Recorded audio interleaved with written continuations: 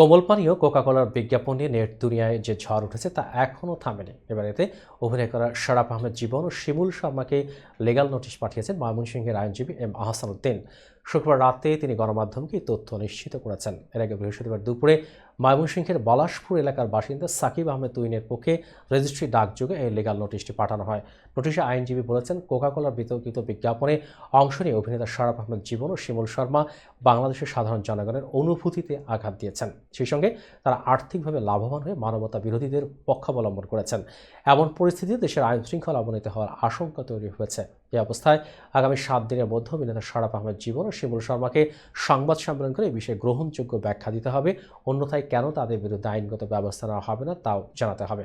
ওই বিজ্ঞাপনের শেষ সংলাপ ছিল, একটা চুমুক দেন, তারপর সার্চ দেন, অর্থাৎ গুজবে কান্না দিয়ে দেখুন কোকা-কোলা কোন দেশের প্রতিষ্ঠান।